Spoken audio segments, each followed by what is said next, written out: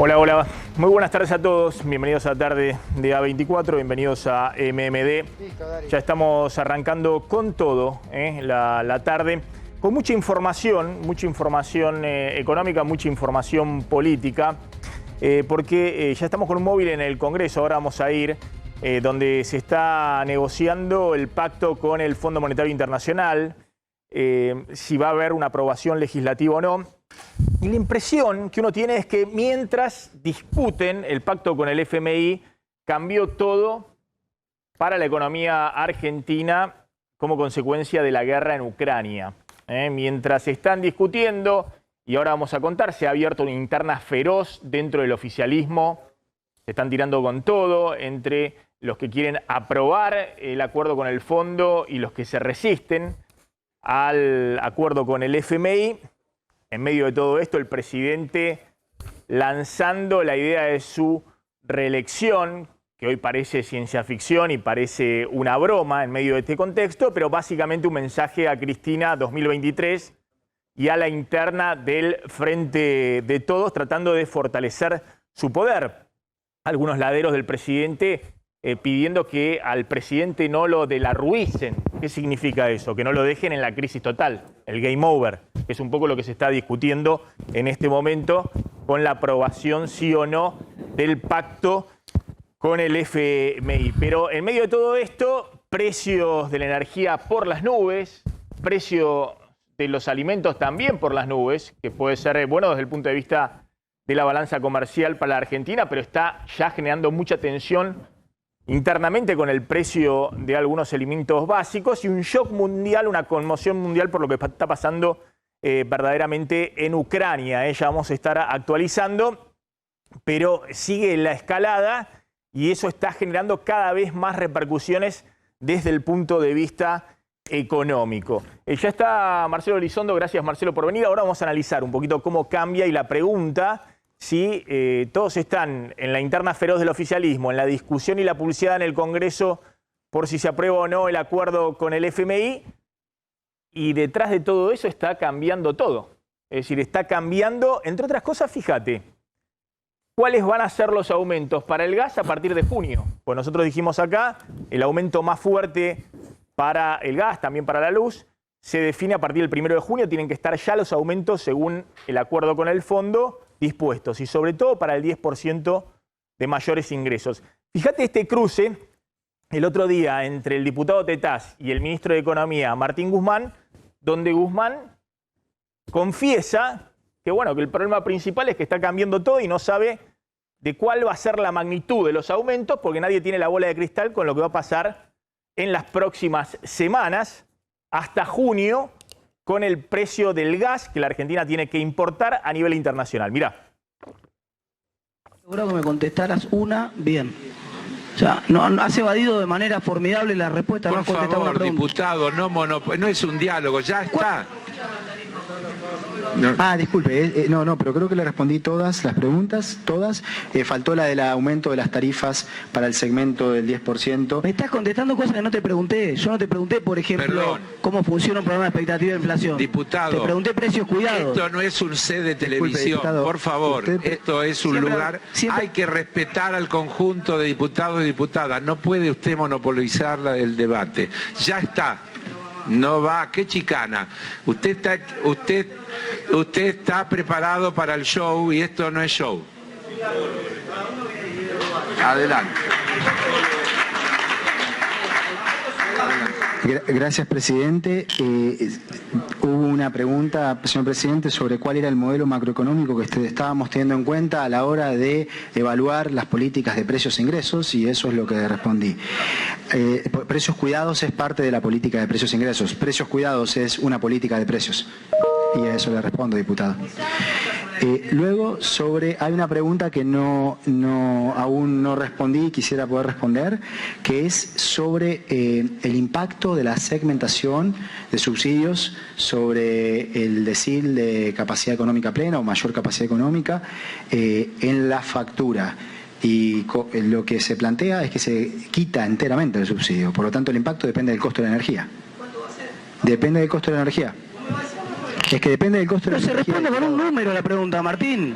no me puede decir un número, así como me dijiste que iba a ser 60% de incremento. Diputado, me va a obligar en serio. Usted está tratando de que yo le corte el micrófono, diputado, yo no se lo quiero cortar. Respete a los demás, por favor. Pero no puedo creer que no me puedan dar un número. Es un número. No es un diálogo. Lo que pasa ¿Les cuesta decir que van a aumentar 135, 200%? Ya le contestó. Dado los números de ahora. Quiero responderle, no nos cuesta dar un número, diputado, pero si usted lee el programa, verá que se está hablando.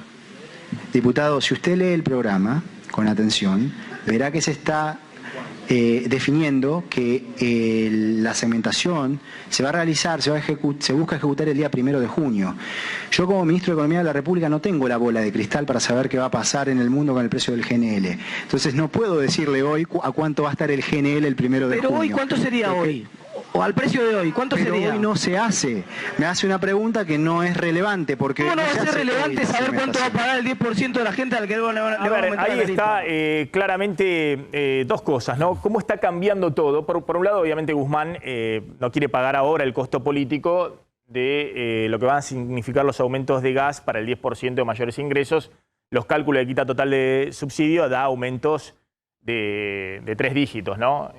Pueden ser 150%, 200%, puede ser más incluso los aumentos para ese segmento de la población.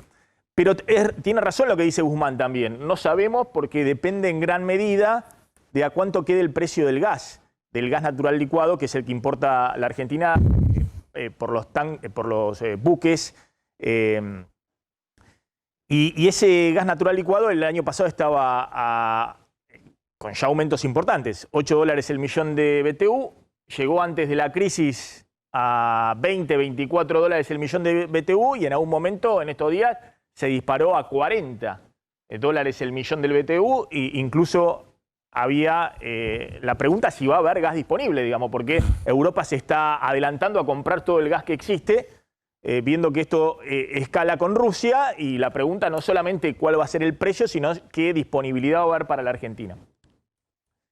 En el medio de todo esto está la discusión feroz con la interna del oficialismo, que el FMI sí, que el FMI no, que desnuda la debilidad también del presidente. Es decir, hay algunos que han salido, ahora van a ver el tono de Aníbal Fernández reclamándole al propio kirchnerismo que vote, casi en tono de desesperación, algunos diciendo directamente no lo de la Ruícen a Alberto Fernández. Y Alberto Fernández en este contexto que empieza a hablar de su primer mandato, la reelección, que algunos lo miran de afuera y dicen, pero ¿qué pasó? Está mirando otra película. ¿Cuál es la idea de un presidente en medio de la guerra, la disparada de todos los precios, la conmoción económica y la dificultad para aprobar con una mínima cantidad de votos? Porque está hablando de su reelección. Bueno, le está enviando un mensaje a la interna del Frente de Todos y a Cristina 2023. O los delfines de Cristina, Máximo Kirchner, Guado de Pedro y demás, para tratar de fortalecerse mínimamente y hacer pie en esa discusión interna y que no se lo lleven puesto. Ahora vamos a contar, en medio de todo esto, el presidente de la Cámara de Diputados, Sergio Massa, es el que asume la negociación política con los gobernadores, con los diputados, y está en el centro de la escena, negociando y tratando de destrabar la aprobación para el oficialismo. Massa se ha convertido en una especie de bisagra para el Frente de Todos, como un factor de cohesión, el que habla permanentemente con el presidente y también con Máximo Kirchner, o con Cristina, es decir, el que está negociando y además con los gobernadores, yendo y viniendo permanentemente.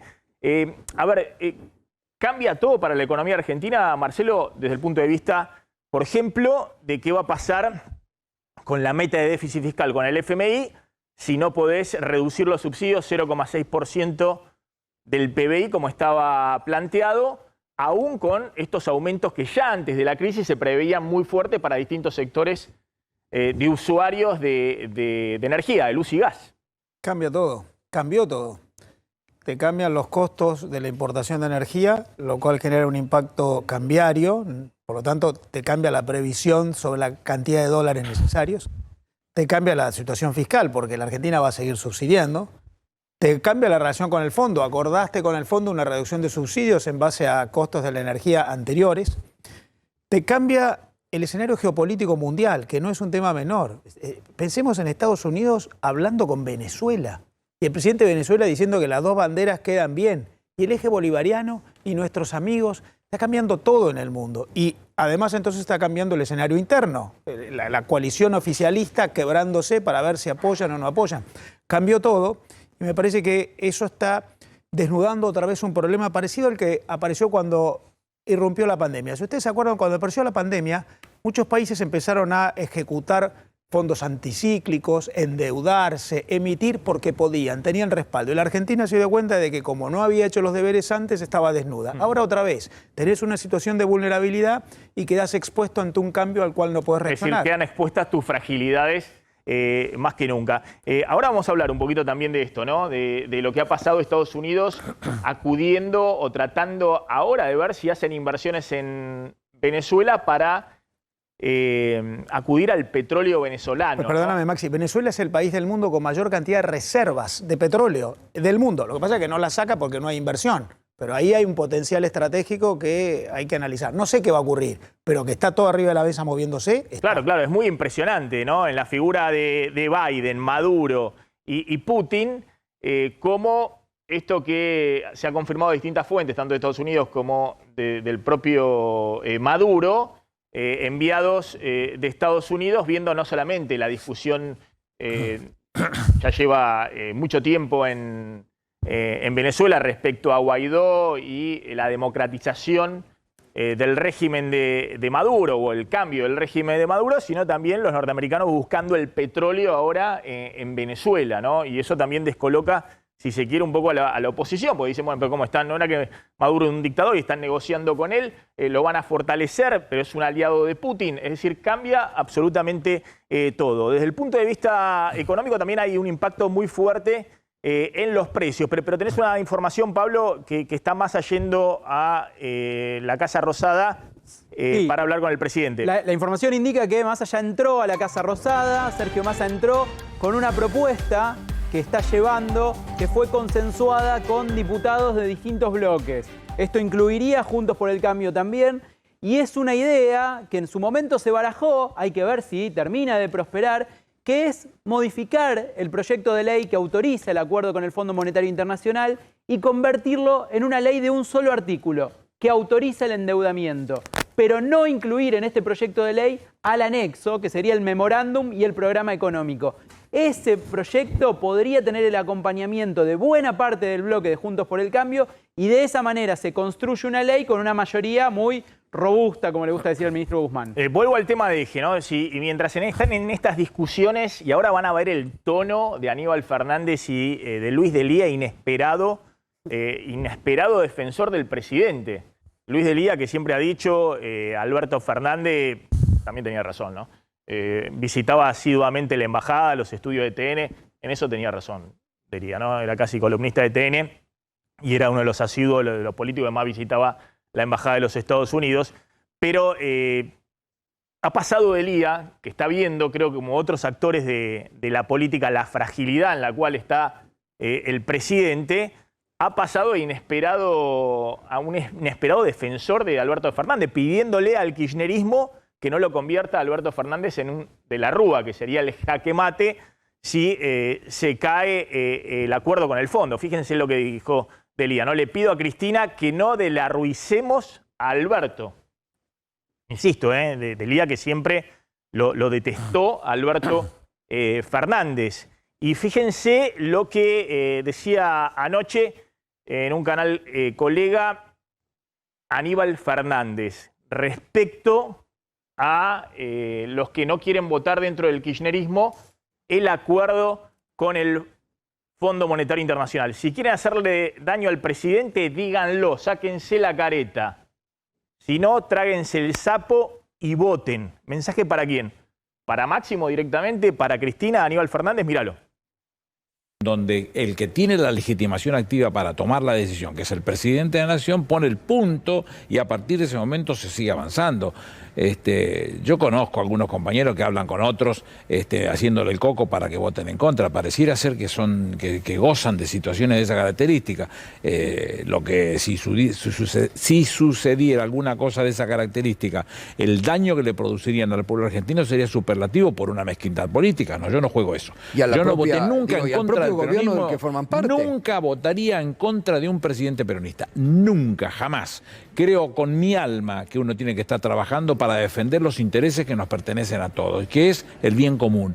¿Cómo se hace eso? Trabajando para hacerlo, porque los que dicen que no están de acuerdo con el acuerdo, que vengan y me lo cuenten. ¿Cuál es el tema? El default. ¿Cómo salen de esa situación? El lonjazo que se va a comer el pueblo inmediatamente después del default con las corridas cambiarias, con la inflación, con situaciones complicadísimas que impactan en el primer lugar es en el vulnerable. ¿Cómo lo resuelven ese tema? Que te lo cuenten. Te van a decir, como me decían en estos días, no, y si yo seguiría con la causa que tenemos, ¿qué le vas a ir a contar al fondo que tenés una causa y esperás que se resuelva para pasar? Vence el 22 esto. Claro.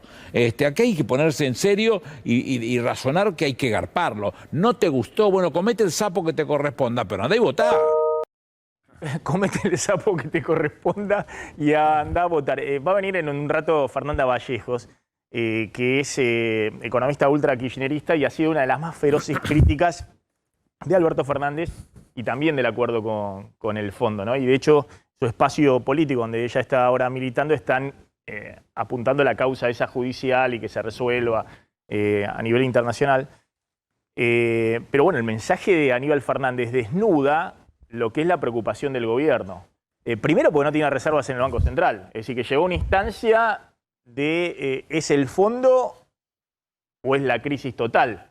Digamos, si uno discutía hace un año y medio, cuando el Banco Central tenía reservas netas, uno podía decir, bueno, podías discutir, era una crisis, pero tenías algún margen, tenías algún tiempo. Hoy estás con 0 reservas netas y estás con medidas que ya estás implementando, sale del último memorándum con el FMI firmado, medidas que ya pidió el fondo y que te ha puesto cumplidas. Es decir, las últimas medidas ya que tomó la política económica están intervenidas por el FMI.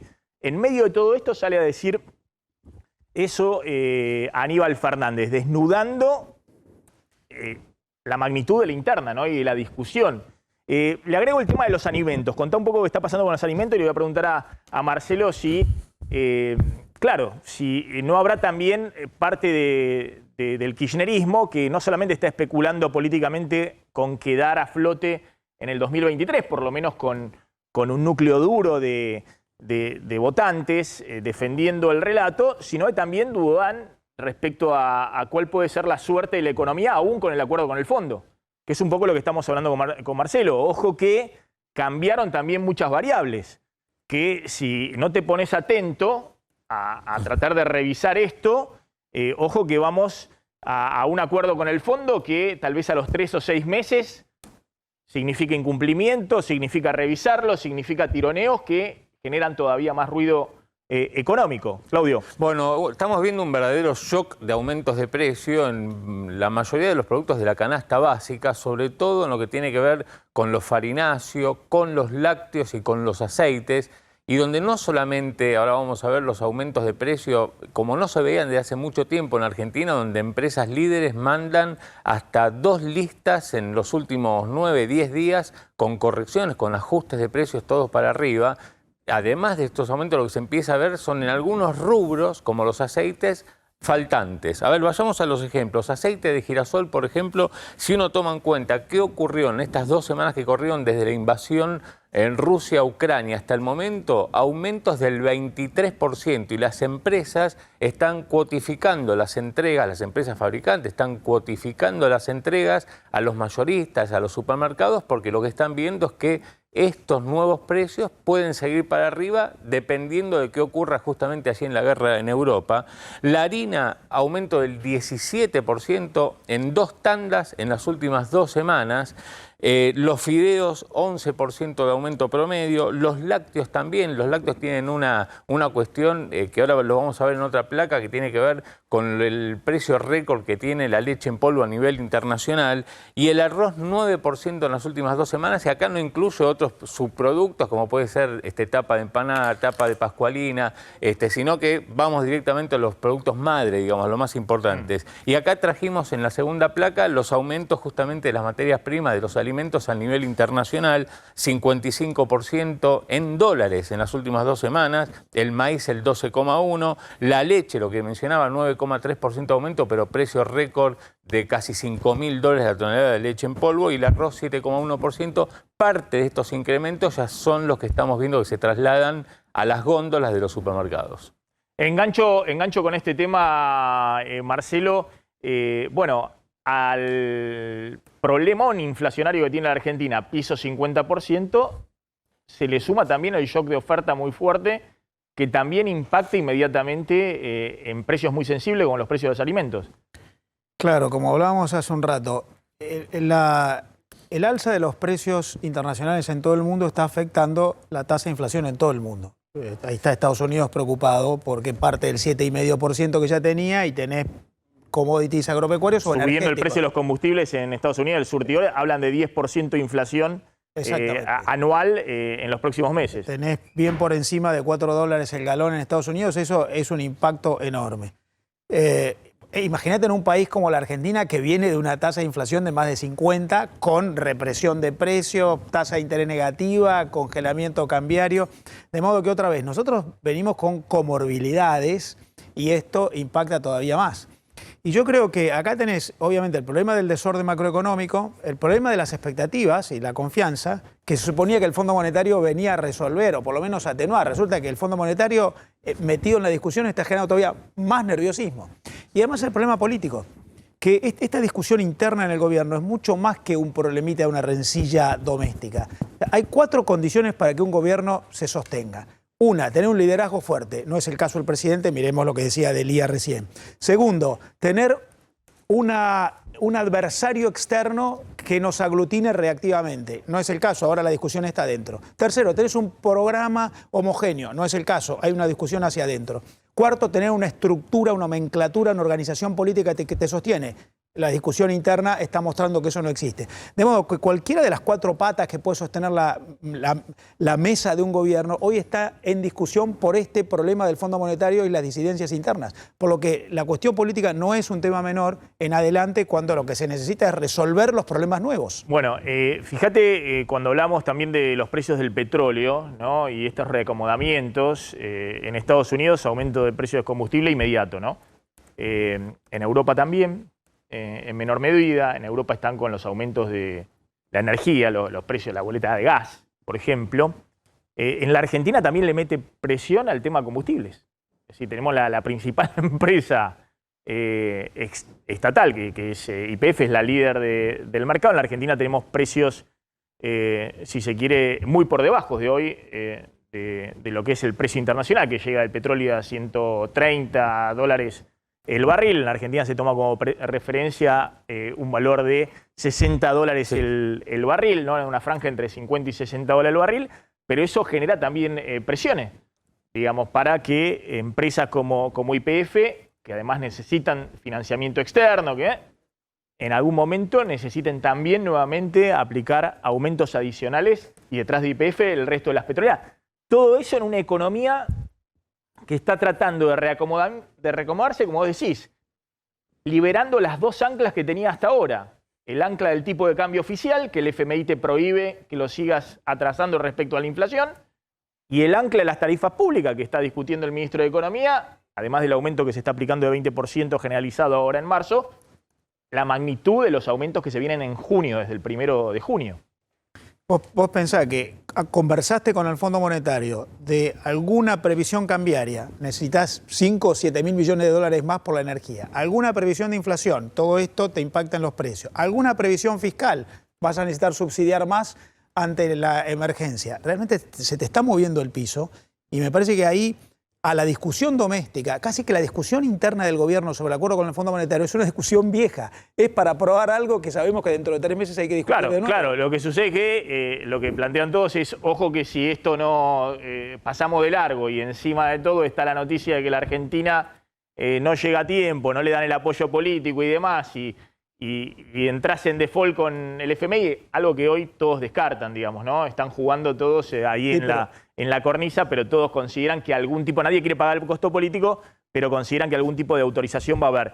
Le sumo a esto el tema de la movida del presidente. Fíjense, el presidente, efectivamente, como habías anticipado, Candelaria, hablando de su primer mandato y coqueteando con la reelección. La pregunta es, ¿un mensaje a Cristina en medio de la interna feroz por el FMI? Sí, un mensaje a Cristina en medio de esa interna feroz, un mensaje a la interna, digamos, al kirchnerismo en general, que él siente que no lo está apoyando en el marco de esta negociación con el acuerdo con el fondo.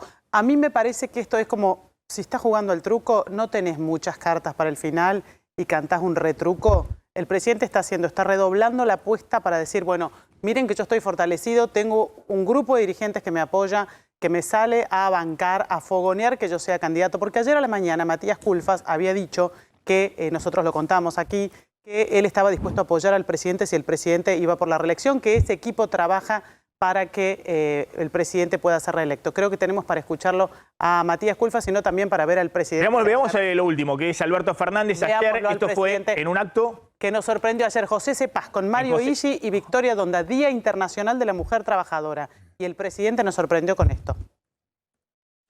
Y eso es lo que haré con este pueblo, con el pueblo de la Argentina. Yo quiero, Mario, que sepas que acá delante de tu pueblo te prometo que antes de que este gobierno, mi mandato termine, en este primer mandato que tengo, yo te garantizo, Mario, van a tener el polo industrial que necesitan para darle trabajo a todos los hombres y mujeres de José Cepaz. Ahí metió lo de mi primer mandato, el presidente. Bien clarito, ¿no? Por primera vez, claro, en un mensaje a Cristina. Ahí con Mario Illy, que volvió a hablar el intendente de José Cepaz, volvió, no estaba con el poncho, no, con el poncho rojo, ¿no? Se lo sacó, ayer no estaba con el poncho. Se lo sacó, pero volvió a hablar de cazar a los traidores. Famoso Illy cuando en el 2009 se va parte del peronismo con Francisco de Narváez y le gana en la provincia de Buenos Aires, la de medio tiempo a Néstor Kirchner y a todos juntos.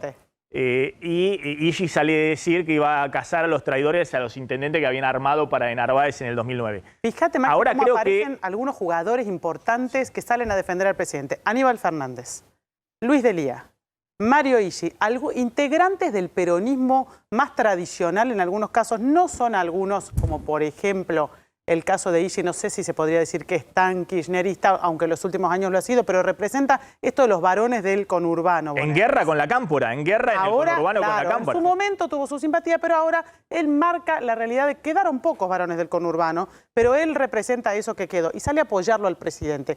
Delía, que está dolido con Cristina Fernández de Kirchner, sale a apoyar al presidente. Aníbal Fernández se alinea con Alberto Fernández y dice, al presidente no lo pueden dejar solo. ¿Por qué lo quieren dejar solo?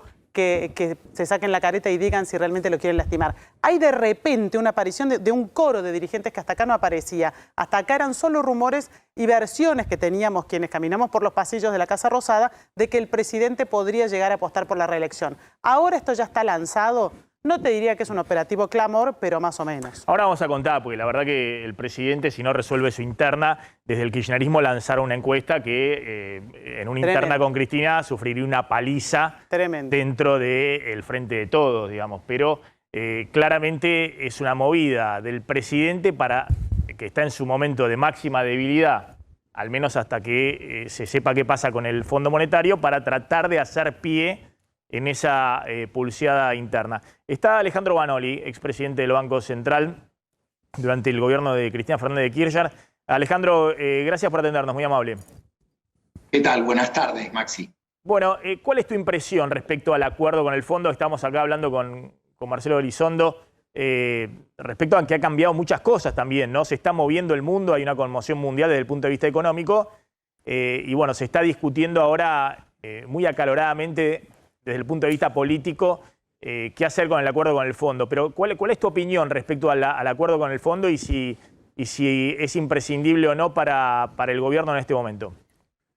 A ver, yo creo que el acuerdo con el fondo es imprescindible en este contexto porque me parece que por razones financieras, por razones cambiarias, la economía argentina necesita tener la mayor certidumbre posible en un contexto de absoluta incertidumbre, ¿no? Entonces, yo creo que va a haber racionalidad final, o sea, me parece que el Congreso de alguna forma va a aprobar este acuerdo.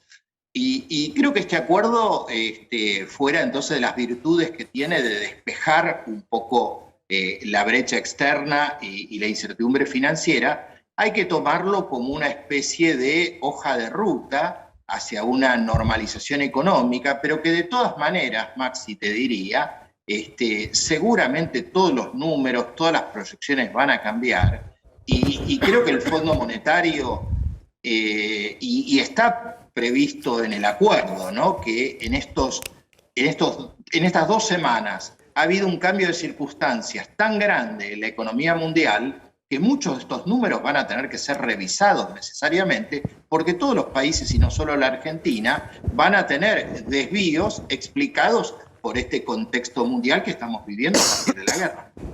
Yo contaba que, bueno, parte de también esta interna política que hay en el oficialismo tiene que ver con que a ningún gobierno le gusta tener la política económica intervenida, porque uno ve el acuerdo con el FMI, que es más o menos como se hacen todos los acuerdos de este estilo, y el monitoreo de cláusulas, de metas y demás, en algunos casos es diario, en otros casos es mensual, en otros casos es trimestral, pero hay una comunicación permanente. Y de hecho hay una frase bien clara que dice: cualquier medida que no esté en este acuerdo desde el punto de vista económico, que tenga cierta relevancia, debe ser consultada con Washington. ¿Cómo ves esa dinámica, digamos? ¿Es posible gestionar en un gobierno del Frente de Todos, junto con los técnicos de Washington, con los técnicos del FMI, por los próximos 2 años? A ver, indudablemente va a haber una tensión, ¿no? Creo que de todas maneras el gobierno, aún sin el FMI, le era necesario hacer parte de estas políticas. Es decir, se había expandido el déficit por la pandemia y se generaron una serie de tensiones en el tema monetario, en el tema cambiario, que había que ir corrigiendo, ¿no? Y me parece que la clave del acuerdo es la gradualidad, ¿no? Es el hecho de que todas estas cuestiones se vayan resolviendo de forma gradual. Esto era posible en el mundo hasta el 24 de febrero, donde aparecen estas nuevas circunstancias. Creo que cada trimestre, entonces, me parece que si la Argentina va a poder demostrar que hay un compromiso por alcanzar las metas, aunque no se logre, porque evidentemente, a ver, si estamos hablando de que las importaciones de energía seguramente van a implicar mayores costos por 6.000 millones de dólares. Por supuesto que también, por el otro lado, las exportaciones de grano van a dejar mayores ingresos por el lado de las retenciones. Es decir, pero el saldo globalmente hablando en inflación, fiscal y externo, hasta acá es negativo para la Argentina. Entonces me parece que desvíos razonables que tengan que ver con este contexto absolutamente anormal de la economía mundial son razonables.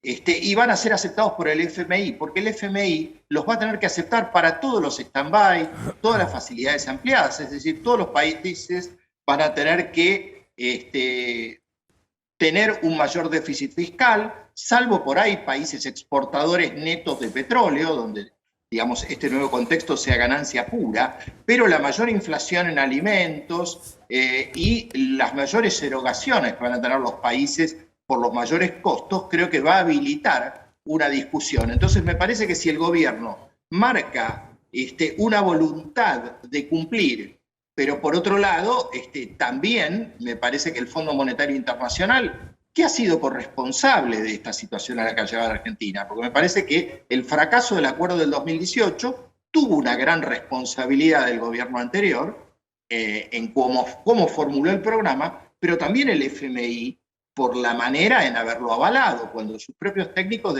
decían que era insustentable. Por eso yo creo que hay una sociedad, de alguna forma, entre la Argentina y el Fondo Monetario Internacional por tratar de que a futuro este programa no fracase, porque evidentemente el costo para la Argentina sería muy alto, pero también para el Fondo Monetario Internacional. Te hago dos preguntas más, ¿no? Insólitamente para el gobierno, el apoyo hoy en el Congreso, ayer hubo un desfile de actores del establishment, de la Unión Industrial Argentina, de la Asociación de Bancos. Creo que el más elocuente fue Javier Bolsico, de la Asociación de Bancos Argentinos, que dijo, si no se aprueba el acuerdo y la Argentina cae en default, sería, a ver, la tenemos ahí la placa, sería casi como un accidente nuclear para la economía argentina. Me interesa un poco tu visión, porque lo hemos escuchado recién a Aníbal Fernández decir, bueno, si hay default con el FMI, hay corrida cambiaria. Lo hemos escuchado al presidente decir, bueno, pero si no anunciábamos el acuerdo, había feriado bancario y cambiario en la Argentina. ¿Vos crees efectivamente que hoy el dólar, digamos, a 200 pesos, que se ha estabilizado en ese valor, ¿no? Y se ha desinflado respecto a los picos de 2.20, 2.30, hasta 2.40 llegó el contado con liquidación semanas atrás, en medio de, insisto, una turbulencia financiera internacional muy, muy fuerte? De hecho, pese a esto que estamos viendo, los bonos argentinos siguen cayendo, es decir, la Argentina genera cero confianza. ¿Vos crees que si efectivamente no se logra acordar y la Argentina cae, entre comillas, en default con el FMI, podría ser, como dicen desde el oficialismo, una crisis cambiaria todavía mayor? Mirá, creo que, vuelvo a decir, hasta el 24 de febrero me parece que todo el escenario con un acuerdo con el fondo marcaba que la brecha tenía que caer, que con el conjunto de políticas que el programa con acuerdo con el FMI implicaba, digamos, un sendero de normalización. Si no hubiera un acuerdo con el Fondo Monetario Internacional, sin duda que esto generaría una tensión financiera muy fuerte, ¿no? La combinación de la crisis internacional, por todos los factores que hablamos, con la incertidumbre que devendría en un eventual default, seguramente generaría una presión cambiaria y financiera muy fuerte. Y esto tiene que ver, que si la incertidumbre es total, en un contexto de restricción externa, la conducta lógica de cualquier operador, cualquier inversor en Argentina es buscar refugio en el dólar está subiendo en todo el mundo, los mercados emergentes están muy presionados por este contexto.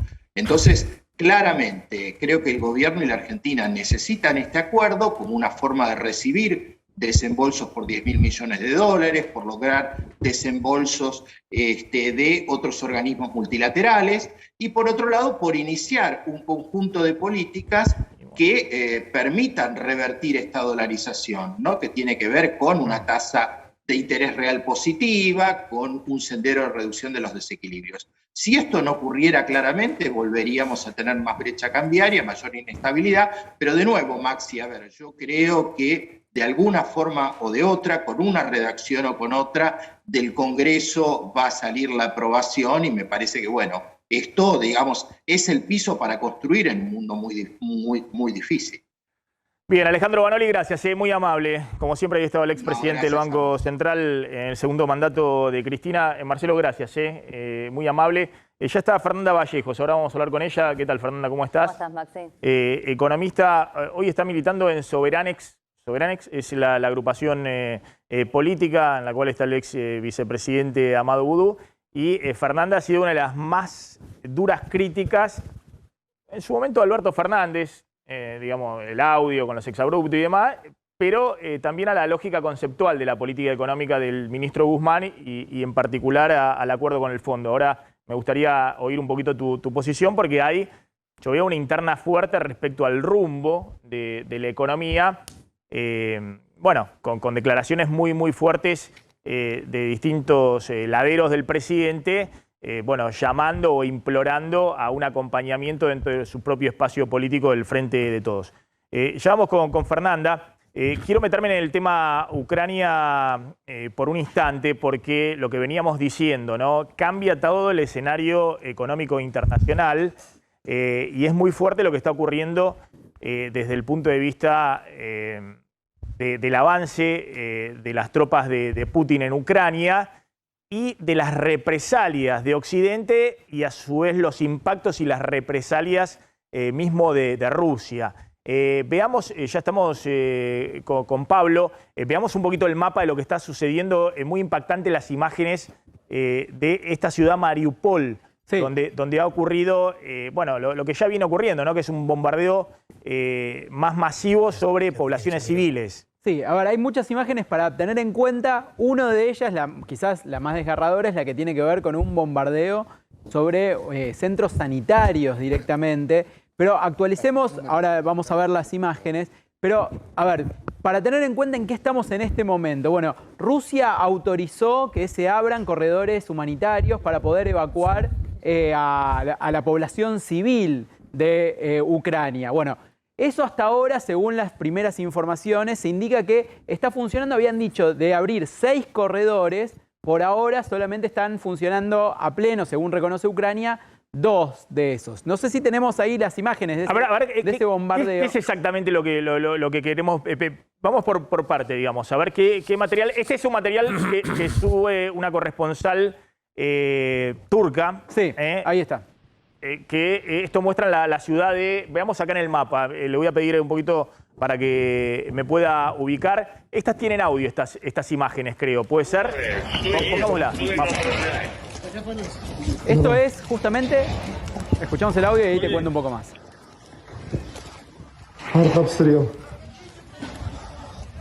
Esto es la ciudad de Mariupol, que está en este momento siendo asediada directamente por Rusia. Asedio apocalíptico, así lo describieron las autoridades ucranianas de cómo está esta ciudad en este momento.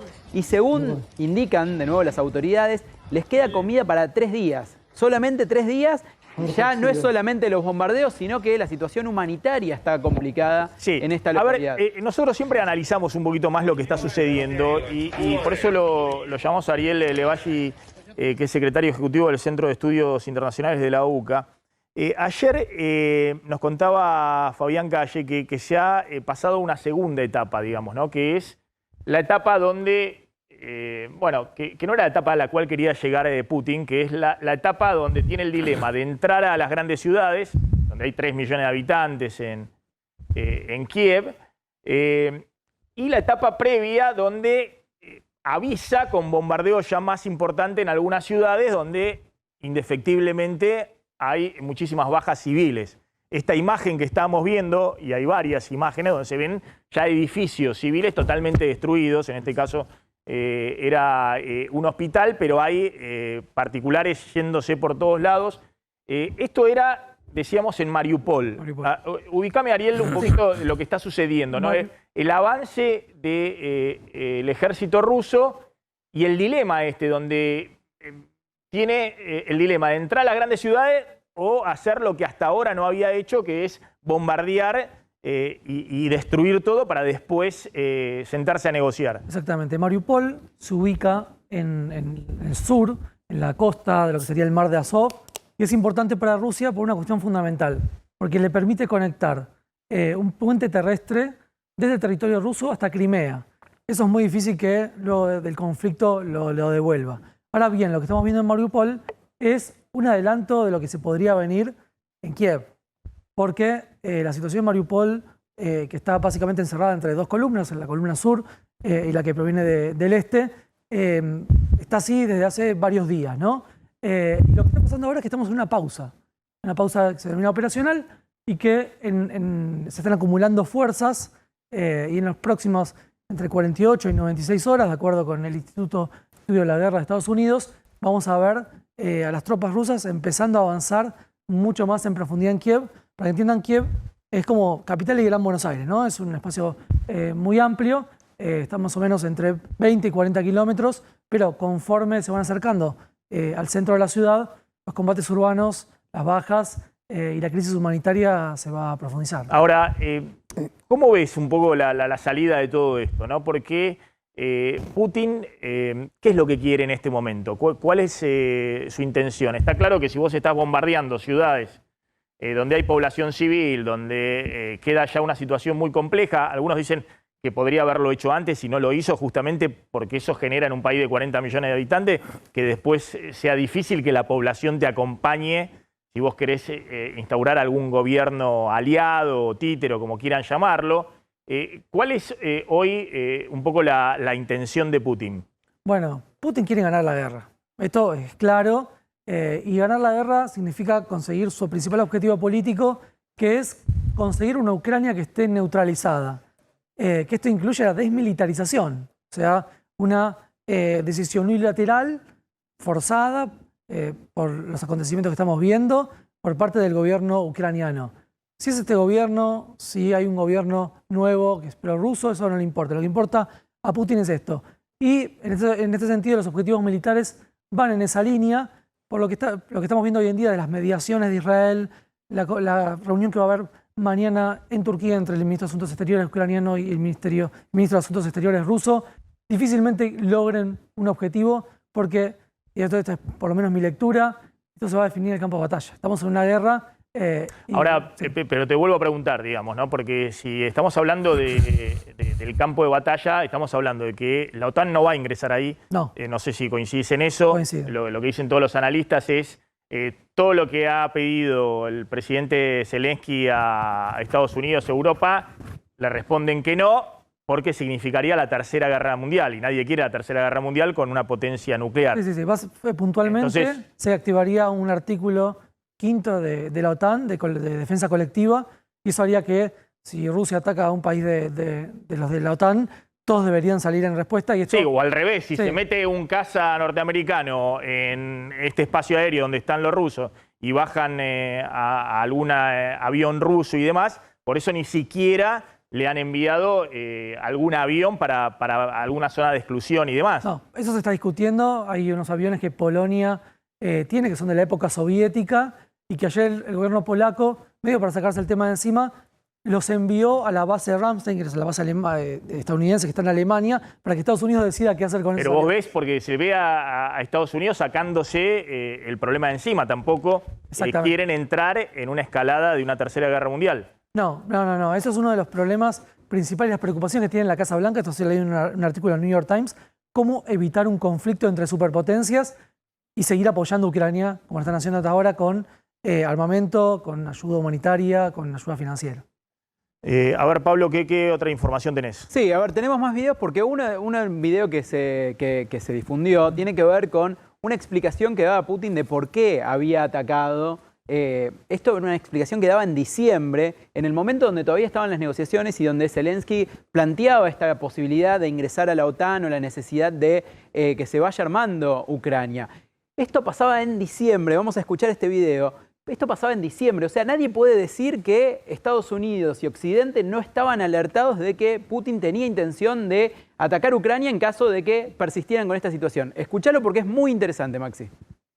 Обеспечение безопасности России сегодня и на историческую перспективу. В этой связи мы ясно и четко дали понять, что дальнейшее движение НАТО на восток неприемлемо. Ну чего здесь непонятного? Мы что ли ставим ракеты рядом с границами Соединенных Штатов? Нет. Это же Соединенные Штаты со своими ракетами пришли к нашему дому. На пороге нашего дома находятся уже. Ну разве это какое-то избыточное требование? Не ставить больше никаких ударных систем у нашего дома. Ну чего здесь необычного? Вот как американцы бы отнеслись, если мы взяли там на границе между Канадой и США или на границе Мексики и США, поставили бы наши ракеты. А что, разве у Мексики и у США не было никогда территориальных вопросов? А Калифорния кому принадлежала раньше? А Техас? Подзабыли, что ли? Ну ладно, все затихло. Никто не вспоминает про это, так как вспоминают сегодня про Крым. Замечательно. Но и мы стараемся не вспоминать о том, что как Украина-то складывалась. Кто ее создал-то? Ленин Владимир Ильич. когда создавал Советский Союз. Договор 22 года союзный и 24 год Конституции. Правда, после его смерти, но по его принципам. Bueno, ahí estaba, perdóname, me parece que lo puede analizar un poquito Ariel. Está diciendo Putin, miren, Ucrania no puede pertenecer a la OTAN. Creo que hay cierto consenso también en Occidente de que Ucrania no puede pertenecer a la OTAN, o me equivoco. Y en todo caso, hay algunos que plantean, bueno, Ucrania debiera ser como es Finlandia, como hacen los países nórdicos, ahí que están muy cerquita de Rusia, bueno, que tienen un estatus, si se quiere, ni en la OTAN ni en la influencia rusa. Viven de manera independiente, pero le aseguran a Rusia de que no le van a poner misiles de la OTAN muy cerca de su frontera. Bueno, esta es una discusión muy interesante previa al conflicto. Sí. Pero ahora la situación ha cambiado. Porque luego de lo que sucede aquí con Ucrania, seguramente va a haber muchos más misiles, muchas más capacidades defensivas desplegadas de Estados Unidos, y seguramente Rusia hará todo lo posible para mantener el estatus de este país que va a querer que sea neutral. Y es muy difícil que los sucesos que estamos viendo hoy en día, Rusia pierda el conflicto en términos convencionales. El problema es qué sucede el día después que Rusia consigue sus objetivos. Pero perdóname, y una cosita más, porque escuchaba algo muy interesante, que es a diferencia de la Segunda Guerra Mundial, que efectivamente, o de otros conflictos, donde puede haber alguien que avance y destruya totalmente al enemigo, no solamente que Rusia no puede perder en términos convencionales por la cantidad de armamento que tiene y la potencia, sino que tampoco alguien puede pensar que puede derrotar a Rusia porque tiene armamento nuclear. Desde un punto de vista convencional no, pero sí. El problema es que a partir de esto se está generando una situación en la cual podría haber un tipo de guerra asimétrica, una insurgencia ucraniana que se mantenga durante un tiempo considerable. Esto lo hemos visto mucho en Medio Oriente, ¿no? Claro, pues sería terrible para Ucrania en términos de los habitantes, de los propios ucranianos, digamos. Sería un país devastado durante mucho tiempo. Sí, y ese es el principal escenario de guerra. Ese es el principal escenario que hoy en día los analistas de Estados Unidos están previendo. Y estamos hablando que ya ahora se empiezan a contratar mercenarios. Algunos vienen de Siria, otros de Libia, apoyando a Rusia. Y también están empezando a llegar las famosas brigadas internacionales, ¿no? Parece esto la Guerra Civil Española. Más de 30.000 hombres que provienen para apoyar a Ucrania de diferentes países de la OTAN. Entonces aquí ya empieza a complejizarse la situación y acá el tiempo corre en contra de Rusia. Por eso el plan B de lo que hablaba Calle ayer es muy importante, es tratar de lograr el objetivo militar de derrocar al gobierno y a neutralizar Ucrania en la menor cantidad de tiempo posible. Si esto se extiende en el tiempo, entre la ayuda militar que está viniendo de Occidente y estos combatientes, la situación se va a poner muy, muy complicada. Para los ucranianos ya hemos visto 2 millones de desplazados con estimaciones de hasta más de 10 millones, o sea, un cuarto de la población ucraniana. Bien.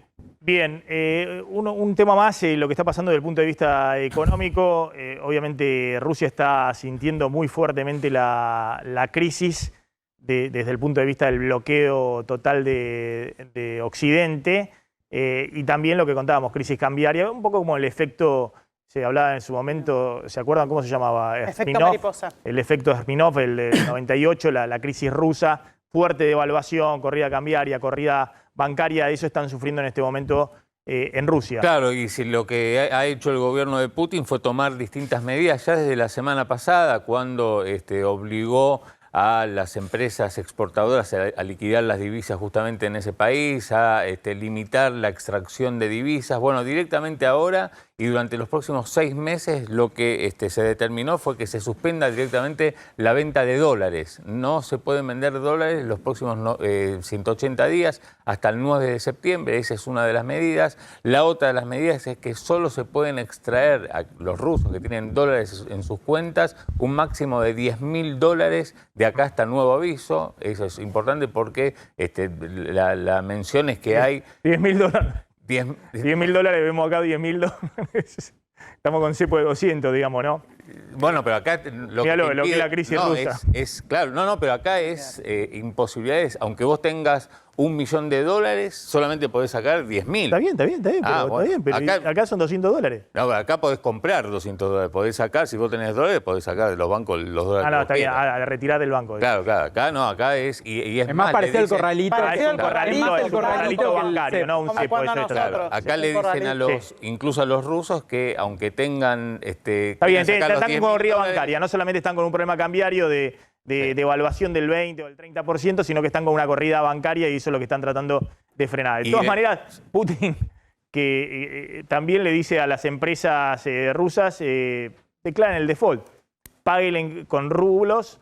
Obviamente del otro lado tenés inversores norteamericanos, europeos, muy fuertes, que van a sentir el impacto. Y el impacto está sintiendo Europa por el lado de los precios de la energía y lo que decíamos, Estados Unidos acercándose a Venezuela a ver si puede encontrar fuentes alternativas en el medio de esto, el rublo cae a mínimos en el día de hoy también. Digamos, ya el dólar frente al rublo subió 53% desde que empezó, en las últimas 2 semanas, que empezó la invasión, con lo cual esa devaluación pasa directamente a precios y se prohibió a las empresas, a Visa y a Master, operar. Sí, cayeron directamente Visa directamente se fueron de Rusia. Hay una especie de boicot también, ¿no? De las principales empresas de Occidente, que hay que ver también cuánto dura, porque son operaciones importantes.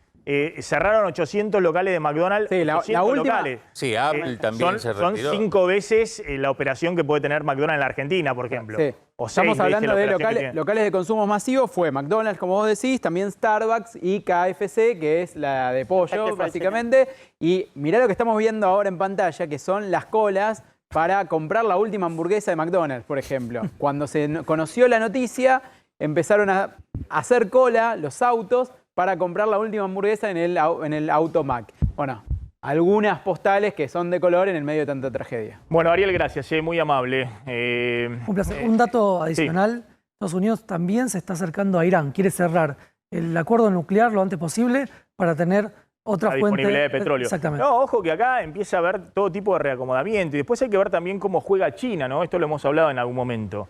China, que también es un gran importador de energía y que venía quedándose con todo en el mundo dentro del capitalismo. Hemos discutido mucho si China iba a ayudar con el FMI. China se quiere quedar con el FMI, es decir, el rol que tiene Estados Unidos en el FMI del veto lo quiere tener China dentro de 20 años en el FMI. Así como sigue, tal vez lo tenga. Y además va a tener a una Rusia que va a necesitar sí o sí recostarse por cuestiones financieras. Desde el punto de vista financiero. También como mercado de destino de los hidrocarburos, que eso es una trayectoria que ha empezado hace varios años. Pero ojo que el impacto energético es un impacto para la economía mundial, incluido a China, es un impacto muy, pero muy complejo, porque estamos con una economía mundial que tiene un shock de oferta inflacionario, es decir, de aumento de precio, cuando ya había inflación elevada, y donde estaban disponiendo el Banco Central Europeo y la Reserva Federal Norteamericana aumentar las tasas de interés para tratar de frenar un poco la inflación, es decir, enfriar la economía. La economía se va a enfriar por la suba de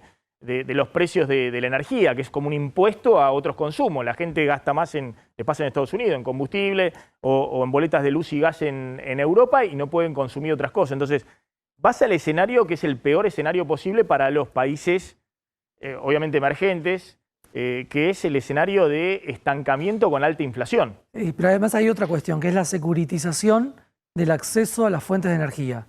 Y para eso, la provisión de gas y petróleo de Rusia es muy importante para China, y esto va a jugar en paralelo con la cuestión de los precios, obviamente. Bueno, eso que mencionás no es del todo malo para la Argentina, que tiene las grandes reservas de petróleo y gas no convencionales en Vaca Muerta y lo que necesita son inversiones. Pero bueno, hay que ver cuánto queda de esta coyuntura después en los próximos meses. Ariel, gracias, muy amable.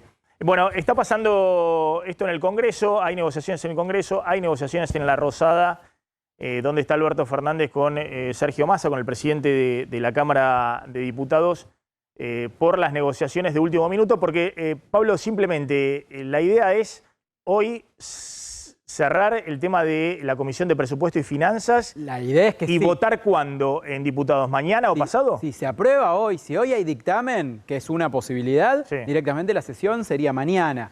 Ahora, hay otra posibilidad, es que no haya acuerdo, que no haya un dictamen unificado, que se pase un cuarto intermedio y que se siga discutiendo mañana y la sesión pase para el viernes.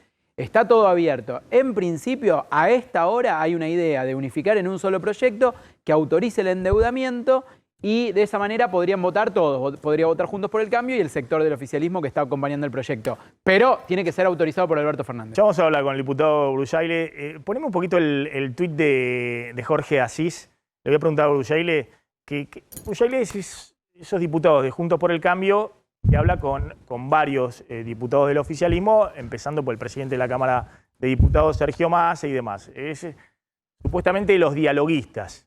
Después están los troscos del PROE, cuanto peor mejor, digamos, que si los encuentran con una foto hablando se pudre todo. Ha dicho Jorge Asís, después del apoyo de 16 gobernadores opositores y oficialistas, militar contra el acuerdo con el fondo tiene el sentido patriótico de luchar contra el sistema métrico decimal. Excelente trabajo político de Mansur y Massa. Me parece que no es tan fácil lo que plantea Asís. No es mi tema el tema político, es el tema económico, pero le vamos a preguntar a Bruyaile si efectivamente ya están todos adentro entre los gobernadores que necesitan, de Juntos por el Cambio, que se necesita que se cierre el acuerdo para también conseguir financiamiento, y los del Frente de Todos. Ahora le voy a preguntar en un ratito a Bruyaile.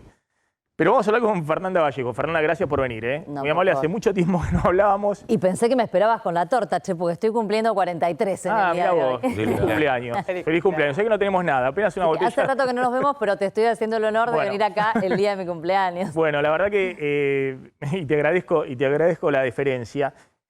¿Sabés qué? No pudimos hablar después del exabrupto por el chat, de Alberto Fernández. Vos tenés una muy mala opinión de este gobierno, ¿no? Respecto a. Pero no te digo de cuestiones personales, que un poco trascendían en lo que habías dicho de Alberto Fernández. ¿Vos creés que el gobierno de Alberto Fernández tiene un rumbo económico o hoy está sin rumbo económico? O por ahí crees que tiene un rumbo y no estás de acuerdo con el rumbo. Bueno, sí, obvio. A ver, todos los gobiernos tienen un rumbo, ¿no? Incluso no tener una definición te lleva por un rumbo, si fuese el caso, digamos. Siempre hay un rumbo. Obviamente, dentro de este espacio, que es una coalición, hay una, no te digo infinita, pero digamos que una amplia diversidad de miradas respecto no solamente de lo económico, sino también de otras aristas de la realidad. Y en lo económico, bueno, se expresa claramente porque la situación económica de la Argentina es además muy crítica, ¿no? Hoy estamos discutiendo un acuerdo con el Fondo Monetario, pero estamos discutiéndolo en unas condiciones en las que jamás habíamos discutido arrancar un programa con el Fondo Monetario, ¿no? Tenemos 50%, 51% de inflación anual estabilizada a enero y no sabemos a cuánto va a seguir subiendo porque la tendencia es alcista. Sin reservas en el Banco Central. Tenemos 50% de pobreza estructural, o si querés, 40 y monedas de pobreza por ingresos. Tenemos una situación donde a pesar del 10% de rebote, de crecimiento del año pasado, cuando uno mira lo que ha pasado con la evolución interanual de la pobreza y de la indigencia, poquito, pero ha seguido creciendo, no se ha podido revertir eso que es la tendencia más dolorosa que lastima al conjunto de la sociedad argentina.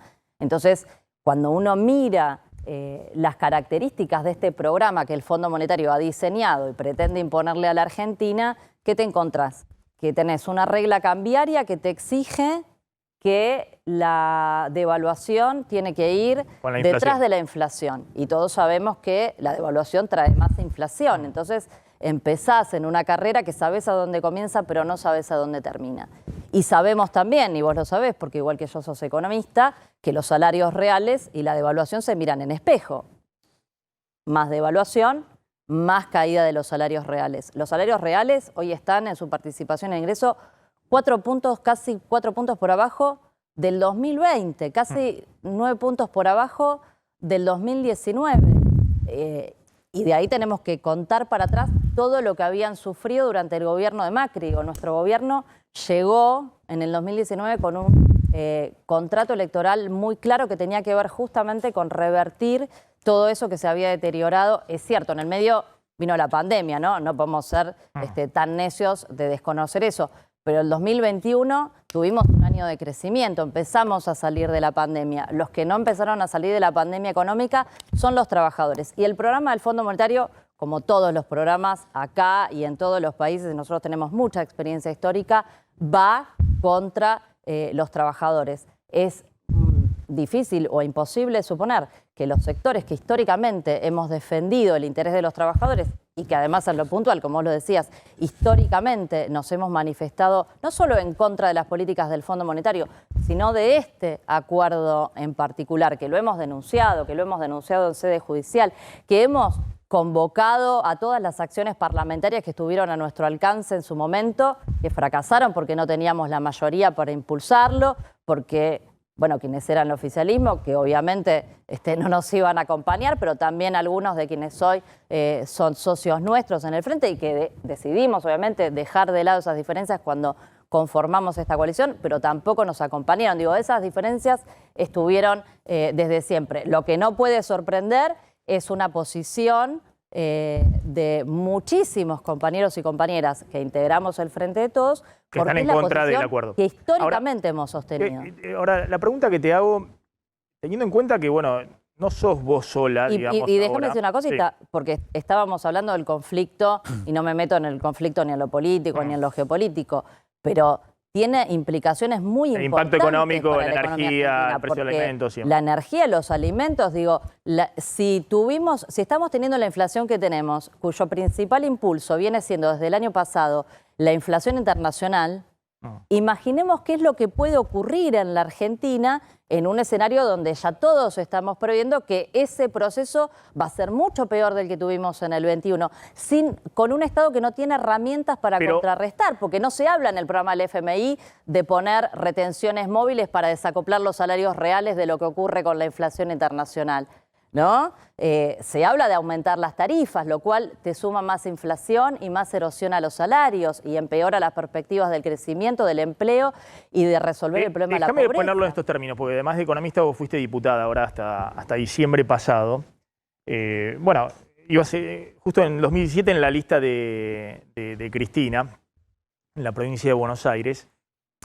No se sabe bien cuál es la posición de Cristina porque está en silencio en este momento. Sí, la de Máximo Kirchner porque la expresó. No sé si desde entonces vos hablaste con Máximo Kirchner o con otros integrantes de la Cámpora. Pero la pregunta a mí lo que me sorprende, te lo digo honestamente, yo entiendo que seas consecuente con la idea de un acuerdo con el fondo que nos lleva a lo que vos contás. Lo que yo no entiendo es, en esta instancia política, cuál es la alternativa y cómo un sector del oficialismo plantea esto, no sé, al presidente o al ministro de Economía en esta instancia, donde está el gobierno reconocido por todos, hasta Aníbal Fernández, digamos, que nadie puede caraturar, digamos, como alguien que no haya acompañado lealmente en su momento a Cristina o a Alberto Fernández o al kirchnerismo, diciendo, muy fuerte la frase, diciendo, bueno, ¿hay que votar esto o es una crisis cambiaria o es una crisis mayor? Sáquense la careta a lo que no acompañan, tráguense el sapo y vótenlo porque no hay alternativa. ¿Vos ves alternativa en esta instancia, no en el aire, sino en esta instancia política del oficialismo? A mí me parece que lo de que no hay alternativa es algo que le puede corresponder a un burócrata, pero jamás a alguien que hace un ejercicio de la política. En la política, salvo que seas Thatcher o Reagan, digamos, sí que comulgues con el paradigma neoliberal, cosa que por supuesto ellos tampoco creen, pero lo impusieron al resto del mundo, alternativas siempre hay. Lo que pasa es que el problema con este acuerdo y con todo el derrotero de lo que ha sido la negociación, no es que aparece ahora, esto ha estado manifestándose desde el momento cero. ¿Por qué? Porque primero que acá no estamos discutiendo simplemente una deuda que no es sostenible, que claramente no lo es, que la Argentina no tiene los dólares y nuestra economía no tiene la capacidad de generar los dólares, que por otra parte tampoco la tenemos para pagarlo en el lapso de 8 años que plantea este programa, ojo, hay que hacer bien las cuentas y mirar los números ahí.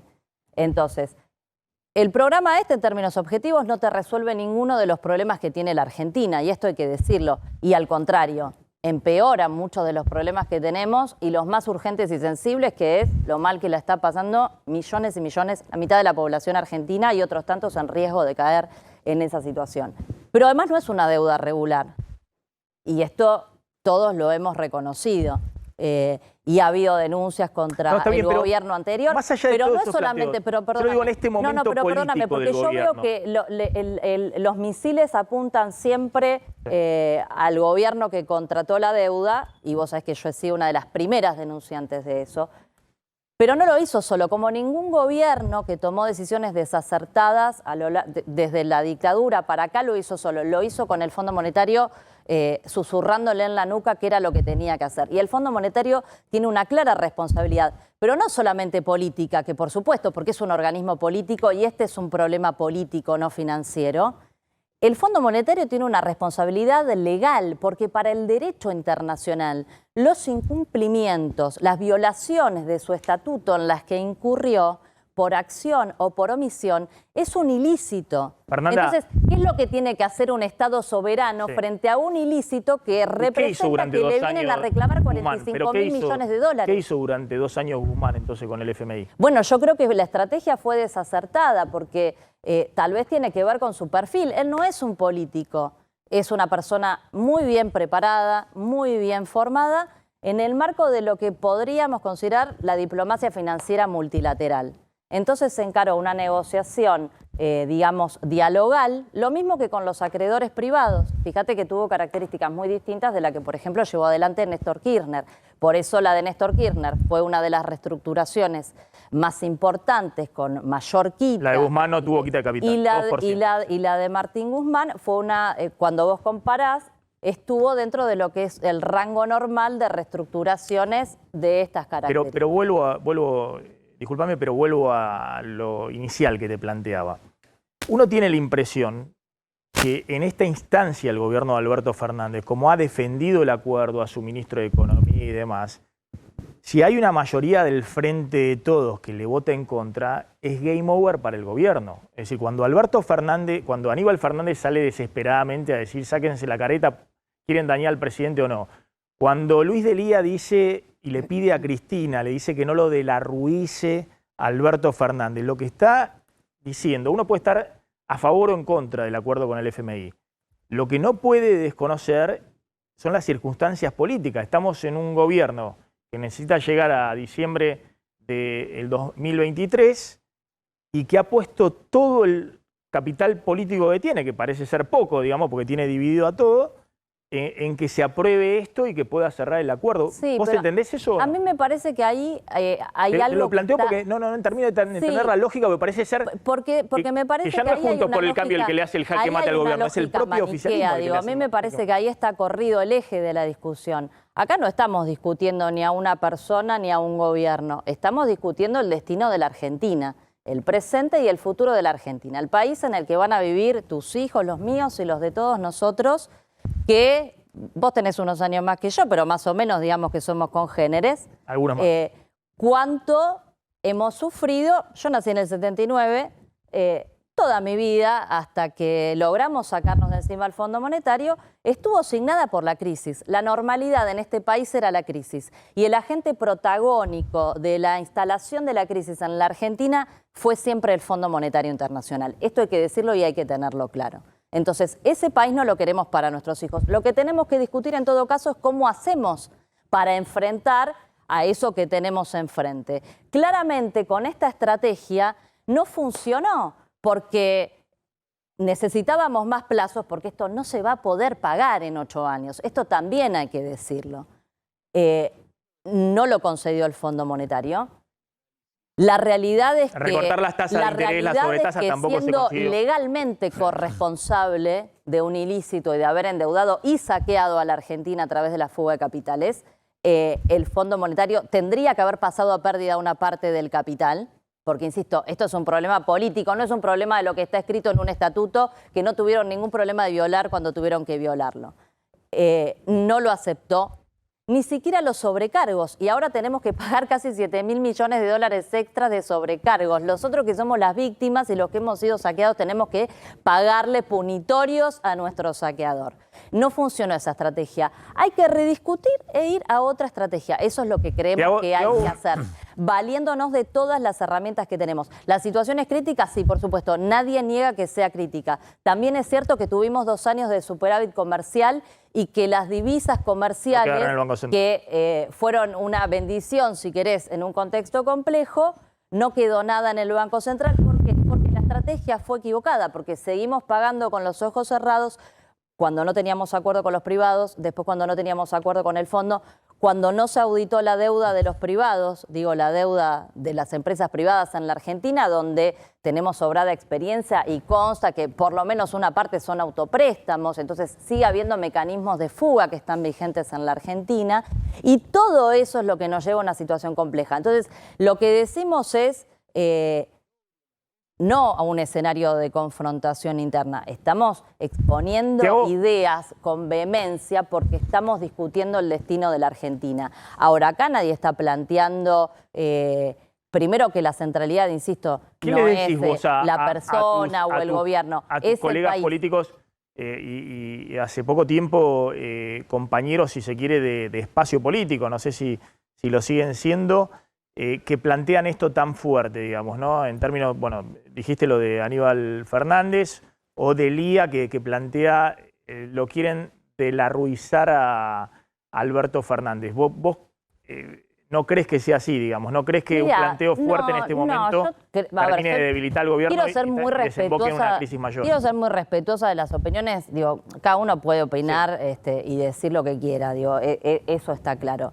Mi perspectiva es que acá el centro de lo que tenemos que poner por delante es el país, es la Argentina, y esto es un principio básico que dicta la conducta de cualquier peronista. Primero la patria, después el movimiento y por último los hombres. Entonces, ponemos primero la patria y le damos para adelante, discutimos todo. Y pase lo que pase en el Congreso en estos días y se resuelva lo que se resuelva, estoy segura de que hay un montón de hombres y de mujeres donde todos tenemos la voluntad de sacar a la Argentina, insisto, de una situación muy difícil, cualquiera sea el resultado de esa votación. Y si se aprueba este acuerdo, dentro de los estrechísimos márgenes casi nulos que plantea este programa con el Fondo Monetario, intentaremos ver qué es lo que se puede aportar en términos de alternativa para dentro de ese margen casi inexistente, ver de qué manera se amortiguan los daños que sin dudas este acuerdo va a significar para los argentinos y las argentinas y en particular para los que ya le están pasando mal. ¿Hablaste en algún momento con Cristina o con Máximo Kirchner de este tema del acuerdo con el FMI, de estos temas económicos? No. En los últimos tiempos no hablaste. No. Hemos intercambiado alguna documentación y demás, pero no. Sí, con integrantes de la Cámpora que también tienen una visión crítica respecto al acuerdo. De la Cámpora y de otros espacios de nuestro frente y de nuestro bloque, obviamente. ¿Crees que el ministro de Economía, algunos plantean eso y no solamente del lado de Cristina y la Cámpora, que durante mucho tiempo vendió cosas que finalmente era sabido que no iba a conseguir? Por ejemplo, el tema de más plazo, la sobretasa, cosas que hasta último momento el presidente consideró que se podía lograr y que en realidad, por lo menos... Bueno, lo de las sobretasas es clarísimo porque lo hizo público muchas veces, ¿no? Sí. Es un tema en el que insistió. Creo que además es un tema del que él estaba y está convencido, que era de lo otro, digamos, no tengo constancia de que él estuviese convencido de que hubiera que ir por otro camino. Pero del tema de las sobretasas, por ejemplo, sí, estoy segura la interpretación que es que intentó, pero no le salió. Y que ni siquiera lo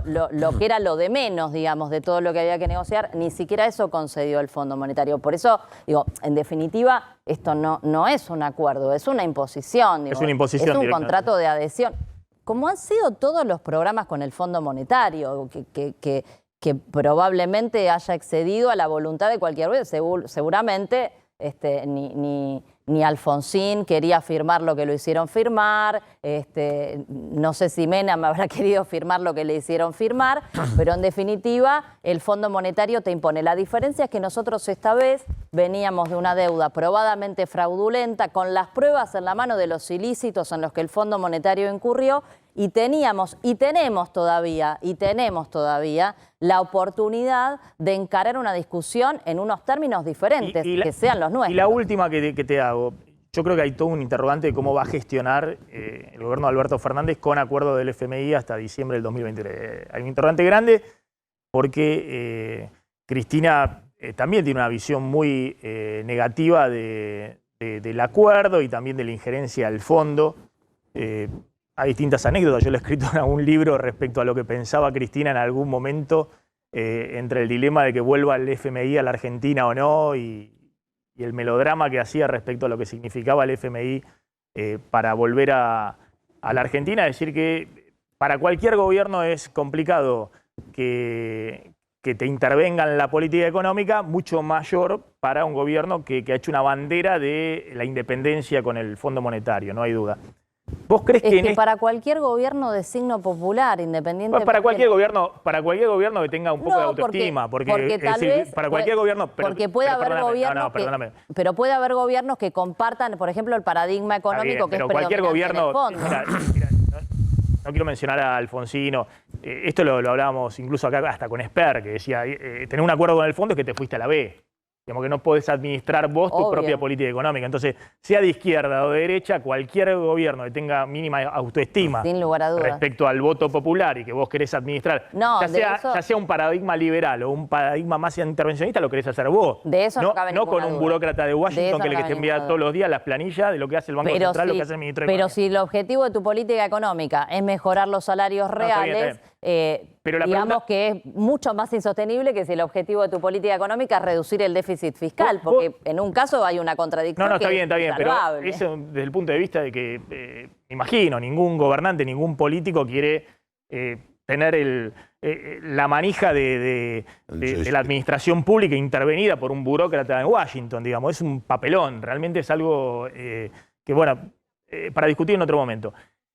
La pregunta que te hago es, vos dijiste en algún momento que en estas condiciones las chances desde el punto de vista político del Frente de Todos para poder sobrevivir y poder aspirar a un segundo mandato, un proyecto político que obviamente no se mira solo hasta diciembre del 2023, se reducen mucho. ¿Vos seguís pensando eso?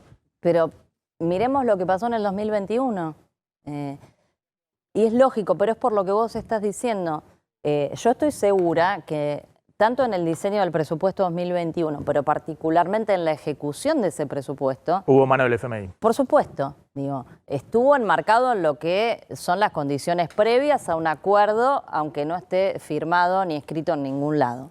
Ya nos hizo el Fondo Monetario perder una elección, no es que es algo que va a pasar, es algo que ya pasó y que frente a un escenario de profundización, insisto, para un gobierno de signo popular que llega con un mandato y con una expectativa de la ciudadanía de que los derechos de esa ciudadanía sean priorizados por encima de otras cuestiones que puede haber que pueden ser más o menos importantes en la economía. Ahora, ¿qué es lo que te hace el Fondo Monetario a este y a cualquier gobierno?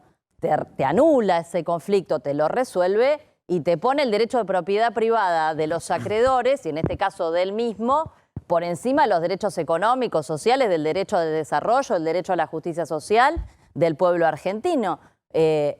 ¿Por qué el pueblo argentino, que ya decidió quedarse en su casa y no ir a votar una parte importante en el 2021, nos devolvería el apoyo popular en un contexto donde no se pueden mejorar los salarios reales, donde lidiar con la inflación va a ser muy pero muy difícil en el marco de las reglas económicas que plantea el programa del Fondo Monetario, donde en definitiva las variables que hacen a la calidad de vida y a la vida de todos los días quedan... el gobierno se queda sin margen de maniobra para resolver eso porque lo tenés justamente al Fondo Monetario sujetándote por todos lados. Fernanda Vallejo, gracias, muy amable. Me voy a ir a hablar con Ricardo Bullaile, que claro, después de esto, él es de Juntos por el Cambio, pero él, no sé, para que defienda el acuerdo que firmó Alberto Fernández. Claro, uno piensa la lógica de cuál es el incentivo de la oposición para acompañar al gobierno en un acuerdo de resultados inciertos con el FMI cuando dentro del propio oficialismo hay críticas muy duras. Ellos contrajeron la deuda, no nosotros. Porque creo que es una cuestión de responsabilidad. Feliz cumpleaños, Fernanda. Porque creo que es una cuestión de responsabilidad y que uno puede entender que la Argentina en cesación de pagos, en default, le va a ser la quiebra de millones de argentinos. Y la situación de Argentina no es de hoy ni de 4 años, porque uno cuando mira a la Argentina vos decís, che, ¿por qué la Argentina debe la plata que debe?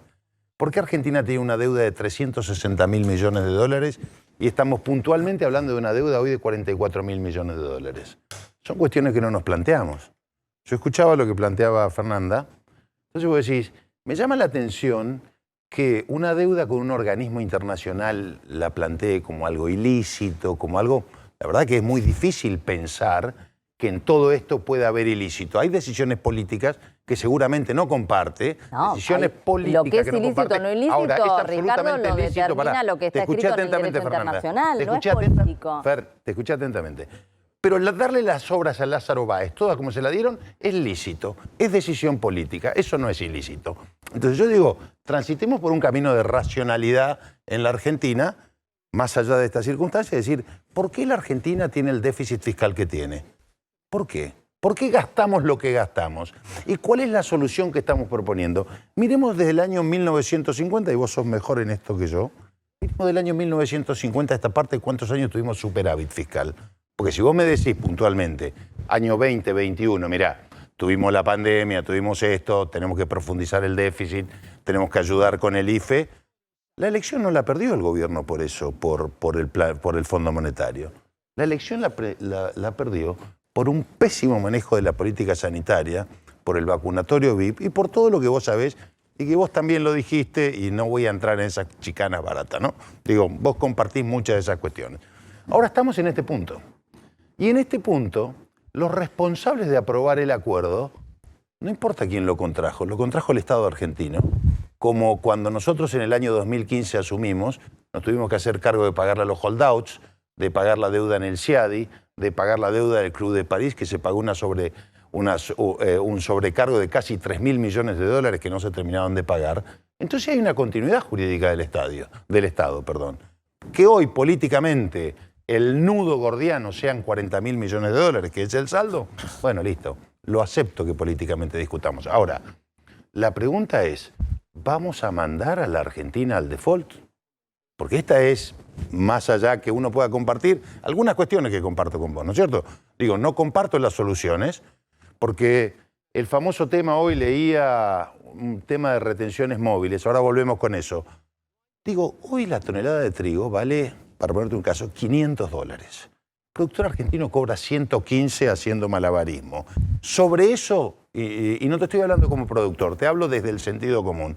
Sobre eso paga ingresos brutos, sellos, ganancia, estructura, costos variables. ¿Y le estás pidiendo más plata cuando el Estado se lleva 400 ante esta circunstancia? Es muy difícil pensar en una solución así. Lo que sí te digo es, nosotros asumimos esto con responsabilidad, no con incondicionalidad. Vamos a acompañar al gobierno para que no caiga en default, pero no somos responsables de lo que tenemos crítica, al igual que ustedes en otro sentido quizás, del programa económico. A ver, ahora la seguimos, tengo que ir a una tanda. Vos estás diciendo, estás hablando en tu calidad de diputado de Juntos por el Cambio dentro del radicalismo, digamos. El radicalismo que tiene una visión, junto con algunos gobernadores radicales como Gerardo Morales, de que no se puede caer en default. Casi nadie. Ahora, están hablando ya de votar favorablemente el proyecto. No. Nosotros lo que estamos diciendo es, el proyecto tal cual está, no estamos de acuerdo. Porque tiene una redacción engañosa, si querés, para nosotros. Pero si la redactó el FMI, digamos. No, bueno, está bien.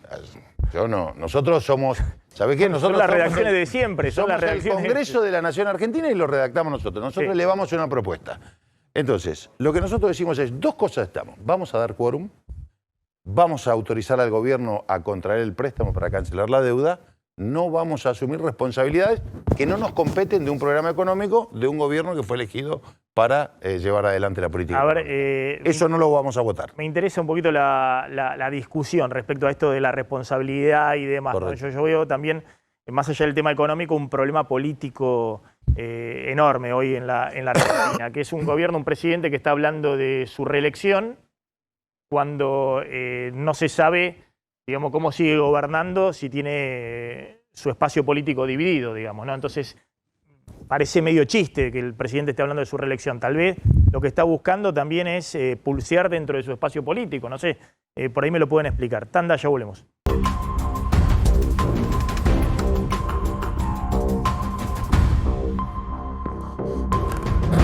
Bueno, ahora espérame un segundito porque está Claudio Fantini, que es analista internacional. Siempre es muy interesante escuchar su voz.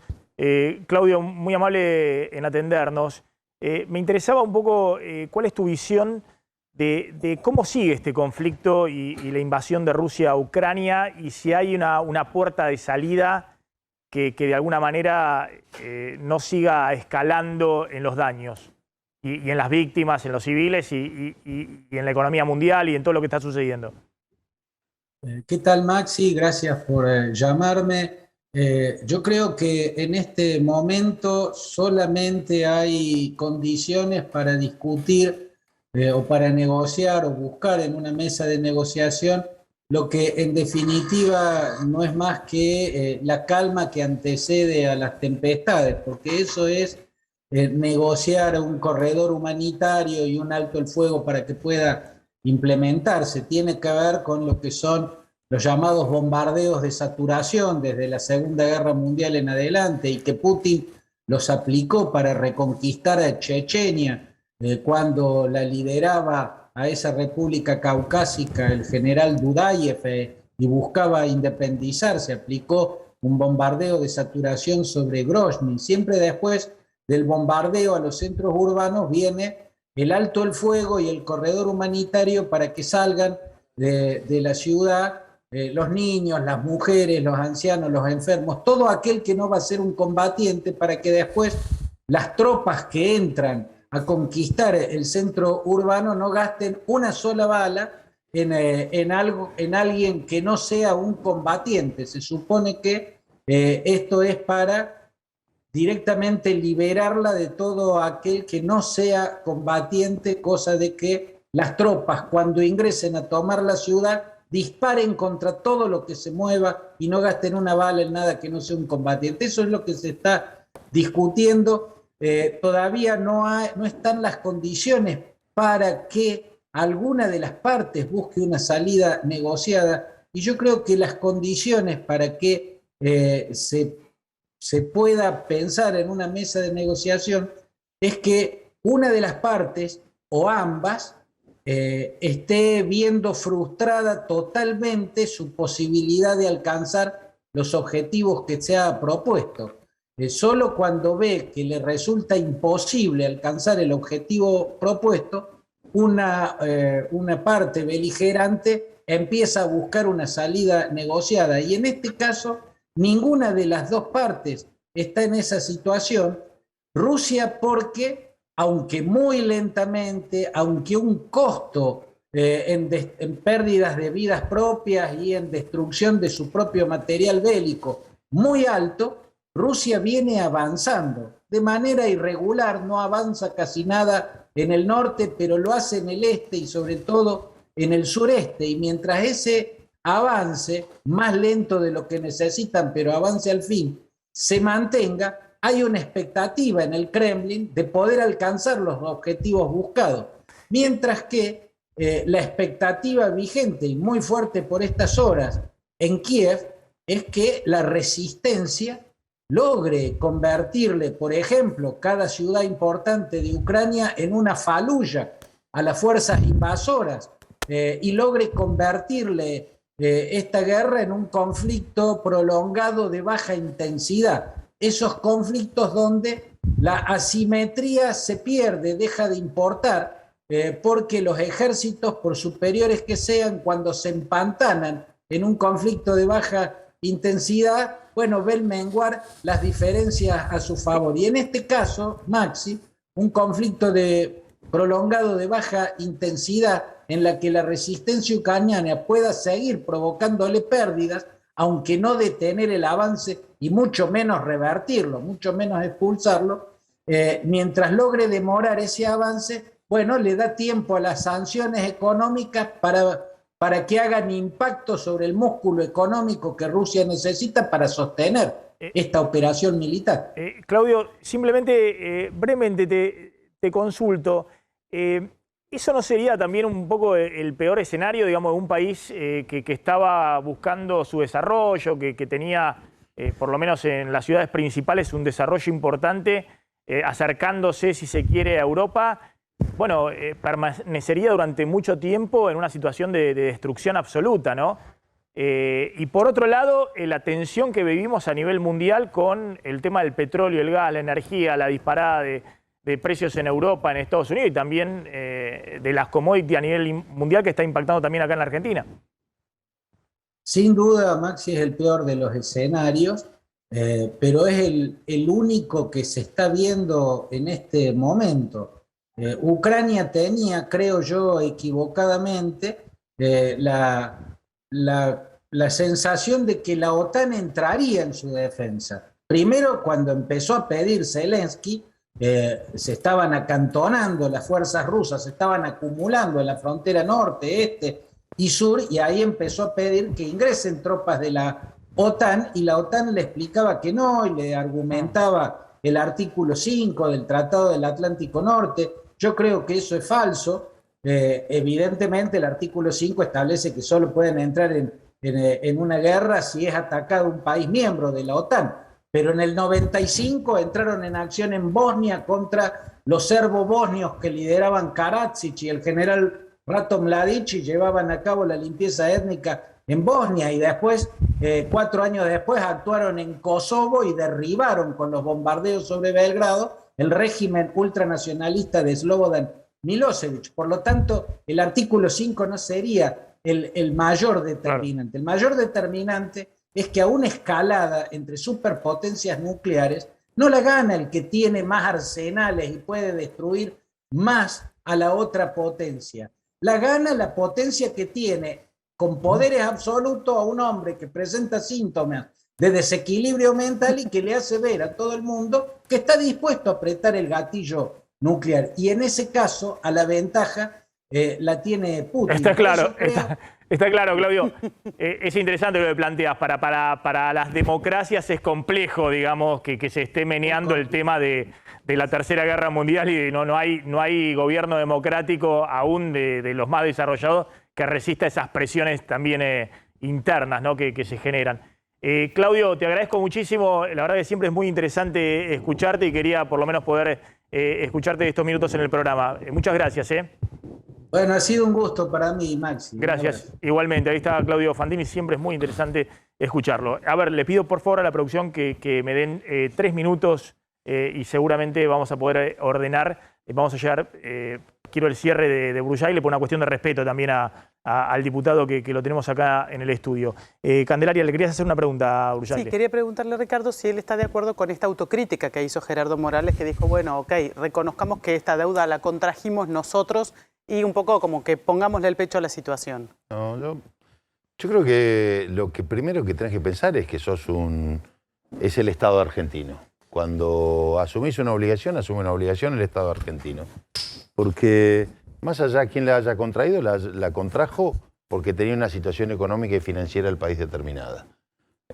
Yo repito, si los argentinos nos quedamos discutiendo 4 años, como si el problema de la Argentina fueran 4 años, u 8 o 12 años, no, mucho más grande. En el año 1930, Argentina era el 6º Producto Bruto per cápita.